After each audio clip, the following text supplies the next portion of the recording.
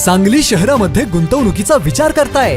Commercial location हवं आहे, स्वतःलाच व्यवसाय करायचा आहे किंवा नामांकित ब्रँड्स साठी भाडे तत्वावर द्यायचं आहे? मग डोळे झाकून एकच पर्याय, श्री राजलक्ष्मी मॉल. सांगली जिल्ह्यातील नामांकित, अनुभवी व सुप्रसिद्ध श्री राजलक्ष्मी ग्रुप यांचे श्री राजलक्ष्मी मॉल.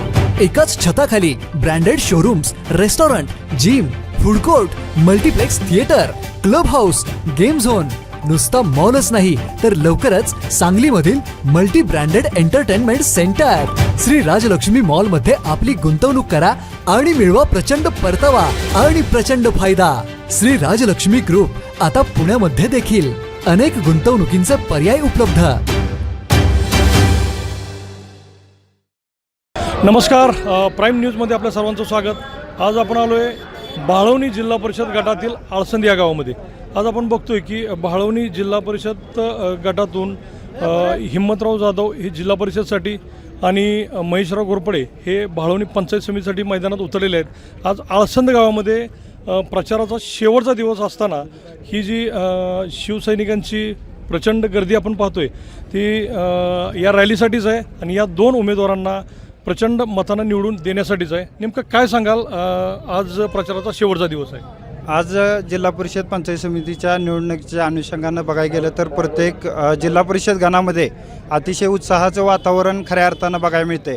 कारण का आम्ही मत मागत असताना कोणाच्या दयावया करणं किंवा डोळ्यात अश्रू आणून मत मागणं हे आता आम्ही तर ओळखलेलं आहे. कारण का विरोधकांनी 10 ते 15 वर्ष ग्रामपंचायत सत्तेमध्ये असताना ग्रामपंचायतचा कारभार पाहिला.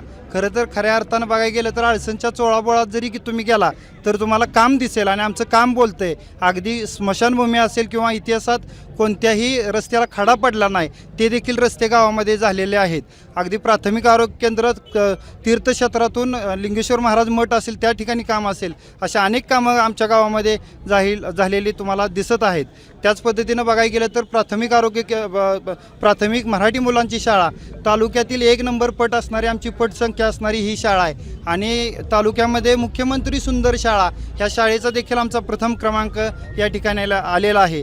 स्वर्गीय RR आबा स्मार्ट ग्राम ह्या अभियानात देखील प्रथम क्रमांक आणि 10 लाख रुपयेचं बक्षीस आमच्या गावाला मिळालेलं आहे. त्यामुळे निश्चितपणे अभिमानाने सांगेन की हे काम बोलतंय आणि हे काम घेऊन आम्ही लोकांच्यापर्यंत पोहोचतोय. कोणतर चुकीचा प्रचार करतंय की त्या काळात मी केलं, ह्या काळात मी केलं, परंतु खोट्या आश्वासनाला लोकांनी भुलून तुम्हाला 10 वर्षाची सत्ता ह्या 3 वर्षामध्ये मला सुमारे 1506 मतांनी ह्या गावातील लोकांनी मला निवडून दिलं आणि ह्या गावचा विकास काय असतो ते ह्या 3 वर्षामध्ये आम्ही खऱ्या अर्थानं दाखवून दिला आहे. स्वर्गीय आमदार अनिल भाऊ बाबर असतील, सुहासभैया बाबर असतील यांच्या मार्गदर्शनाखाली गावात अतिशय चांगलं काम आहे. अतिशय शांतमय पद्धतीनं गावामध्ये काम चालू आहे.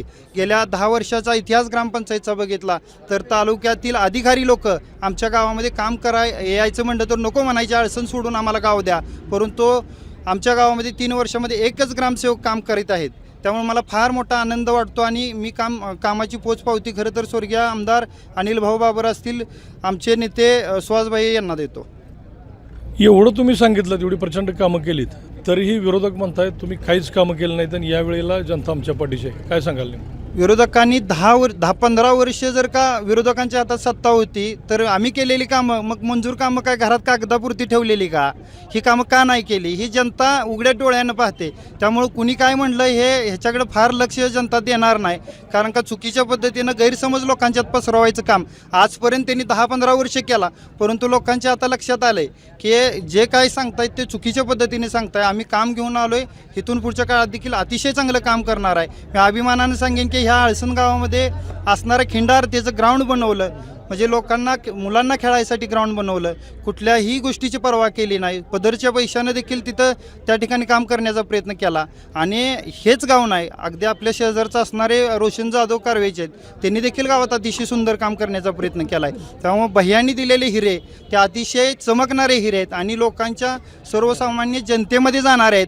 निवडणूक झाल्यानंतर कुठं तर बाहेरच्या देशात जाऊन व्यवसाय करणारे अजिबात नाहीत.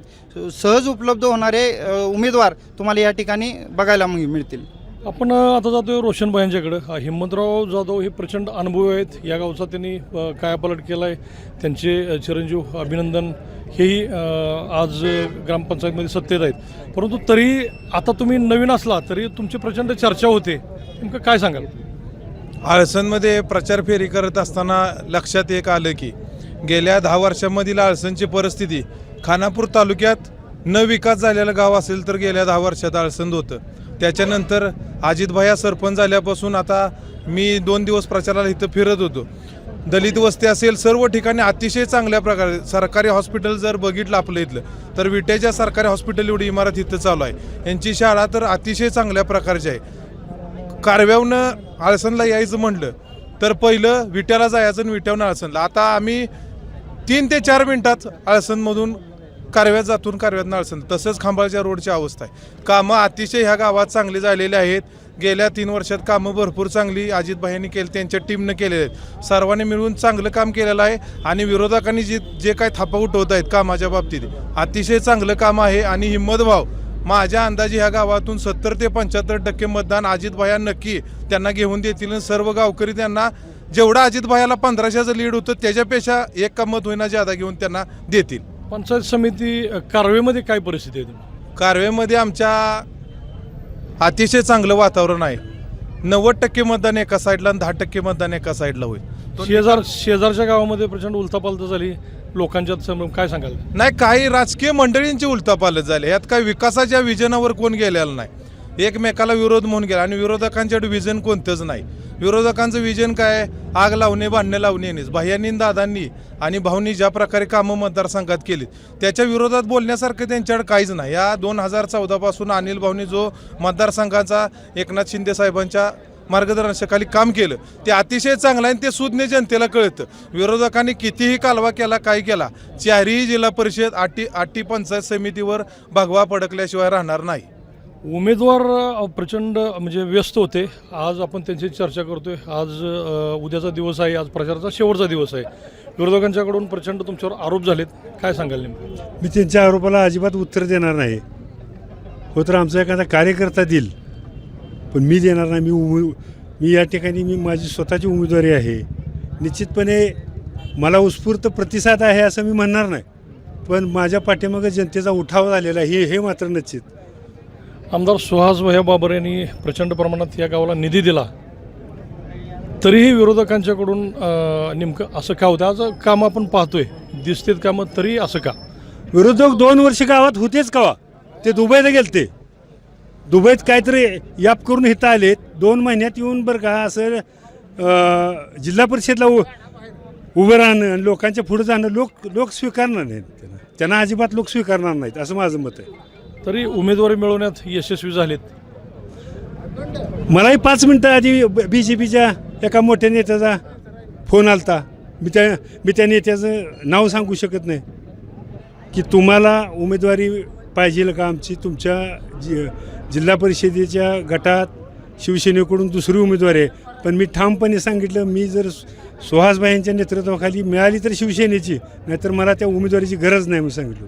आपण बघतो की ग्रामपंचायतच्या वेळेला, निवडणुकीच्या वेळेला विरोधकांचं आपण कामाची पाहिलेली आहे, म्हणजे पद्धत पाहिलेली आहे गावामध्ये. आणि ती कामं करत असताना तुम्ही त्यांची सत्ता अगदी एक हातीपणे उलटवली होती. नेमकं काय सांगाल? मी नव्हती उलटवली, ह्या गावातल्या जनतेने उलटवली होती.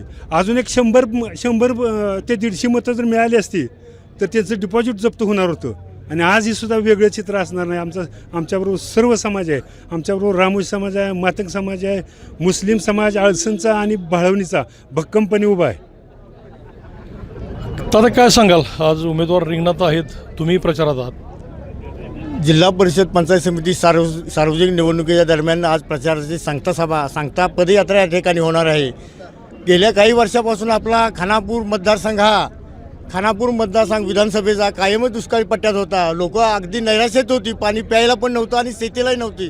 अशा काळात अनिल भाऊने अतिशय चांगलं काम करून शेतीसाठी पाणी आणि पिण्यासाठी पाण्याची उपलब्ध करून दिली. कामाचा धडाका सुरू होता, परंतु दुर्दैवीपणे अनिल भाऊंचं निधन झालं आता या विकासापासून आपला हा भाग वंचित राहतोय का काय अशी परिस्थिती निर्माण झाली आणि त्यातच सुहास भैया नावाचं एक नवीन नेतृत्व निर्माण झालं आणि त्यांनी अनिल भाऊच्या तोडीस तोड म्हणून अगदी चांगल्या पद्धतीचं कामकाज सुरू केलं आणि त्यांच्याच नेतृत्वाखाली आम्ही ही ग्रामपंचायत लढवली. आळसून गावाचा आत्ता तिन्ही वक्त्यांनी सांगितलं की विकास झालेला नव्हता, खरंच विकास झालेला नव्हता, परंतु सुहास भैयांनी 2-3 वर्षाचा जो अनुशेष होता विकासाचा मागे राहिलेला अनुशेष भरून काढला आणि कामाचा धूमधडाका लावला. आज ही गावात विरोधक काही म्हणत असतील तरी त्यांच्यासाठी व्यासपीठ वेगळं आहे. त्यांनी एका व्यासपीठावर यावं, ग्रामपंचायतीने कोणती कामं केली का नाही केली, कुणाच्या काळात झाली, कुणी बिलं त्याची भागवली, हे सगळं आम्ही सांगायला तयार आहे.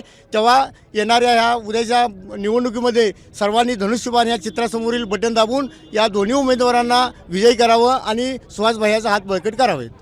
विरोधकांनी आरोप केले होते, त्यावर नेमकं काय सांगाल? काल या ठिकाणी आमच्या गावामध्ये एक सभा झाली. त्यामध्ये विट्याचे माजी नगराध्यक्ष वैभवदादा यांनी सांगितलं की गावामध्ये आल्यानंतर तटबंदी केली. खरं तर तुम्ही तुमचा कॅमेरा चालू आहे, खरं तर आमचे पण कार्यकर्ते या ठिकाणी उभे आहेत, ते तर कुणाला भेलेले नाहीत किंवा गावातील जनता भिवून कुणाला येणार नाही. वैभवदादांना माझं एकच सांगणं आहे की तुम्ही 10 वर्षाचा केलेला भ्रष्टाचार तो विट्याच्या जनतेनं उघड करून दाखवला आहे आणि तुम्ही जो उमेदवार आता उभा केला आहे त्यांनी 10 वर्षाचा भ्रष्टाचार केला आणि त्या भ्रष्टाचाराला माझ्या स्वरूपात लोकांनी प्रतिसाद देऊन माझ्यासारखा एक हिरा ह्या गावात दिला आणि ह्या कामाचं फलित म्हणून तुम्ही आज जरी गावात फिराला तरी तुम्हाला लक्षात येईल की ह्या गावामध्ये किती कामं झालेले आहेत. त्यामुळे वैभवदादांना माझी विनंती आहे की आपलं विटा नगरपालिकेचं इलेक्शन पहिल्यांदा पहा, तुम्ही ग्रामीण भागाच्या नादाला लागू नका. अनिल भाऊंची नाळ फार जुनी आणि फार घट्ट अशी नाळ ह्या ग्रामीण भागातील लोकांची आहे. तुमचा टिकाव देखील आम्ही लागून देणार नाही. त्यामुळे वैभवदादांनी आपल्या विट्यात पहिल्यांदा लक्ष द्यावं. इथून पुढच्या काळामध्ये सर्व नगरपंचायतीच्या सर्व वार्डमध्ये जाऊन विकास कामं करावीत. आमच्या ग्रामपंचायतीवर झालेला भ्रष्टाचार, त्यावर झालेल्या तक्रारी मी सर्व जनतेला नम्रपणे आव्हान करतो. कारण का आळसनमध्ये ग्रामपंचायतीवरती सुमारे 750 तक्रार अर्ज ह्या विरोधी उमेदवारांनी केलेला आहे. खरं तर एक लज्जास्पद गोष्ट सांगतो की आळसनमधील येणाऱ्या तोंडाला जे माझं आळसन मी गावासाठी केलं त्या माझ्या आळसनवर तक्रार दिली की अतिक्रमणमध्ये सरपंचानं त्या माझं आळसन केलं आहे आणि त्याला अपात्र करा. या छोट्याशा लहान बालकांना भाड्याच्या घरामध्ये राहावं लागत होतं. त्या अंगणवाडी सुसज्ज अंगणवाडी केली, त्या अंगणवाडी देखील त्यांनी तक्रारी केली की जुन्या अंगणवाडी 35 वर्षाची अंगणवाडी पाडली आणि नवीन अंगणवाडी बांधली. अशा खोट्या तक्रारी देऊन माझी बदनामी करण्याचा प्रयत्न खरं तर ह्या विरोधकांनी केला आहे. त्यामुळे माझं सर्व जनतेला विनंती आहे की ह्या सर्व तक्रारी ज्या माणसाला गावाचा अभिमान नाही, गावाचा स्वाभिमान नाही, अशा खोट्या नाट्यात तक्रारी केल्या. तुम्ही बघितलं तर अतिशय सुंदर दिसणारं प्लेग्राऊंड, गावाच्या तोंडाला आपलं आळसन, ज्या माणसाला आपल्या आळसनचा स्वाभिमान नाही त्या माणसाच्या पाठीशी नक्की जनता पाठीशी राहणार नाही आणि आमच्या उमेदवाराला भरघोस मतानं निवडून देणार आहे. आपण बघतोय की आज आळसंद गावामध्ये प्रचंड मोठ्या प्रमाणात यांनी विकास कामं केलेली आहेत. हे दिसत असताना सुद्धा विरोधकांच्याकडून होणारे आरोप हे त्यांनी अतिशय खोडसाळपणे होतात असं आत्ता सांगितले. त्यामुळं स्वर्गीय आमदार अनिल भाऊंच्या पासून जो निधी या गावाला येतोय, त्यांच्यापासून विकास कामांची जी गंगा सुरू आहे ती आमदार सुहासभाई बाबर यांनी सातत्यानं पुढे ठेवलेली आहे. याच जोरावरती यावेळीही फक्त आणि फक्त शिवसेनाच प्रचंड लीडनं इथं म्हणजे पुढं जाणार आहे असा विश्वास त्यांनी आत्ता बोलून दाखवला आहे. अभिजित शिंदे, प्राईम न्यूज, विटा.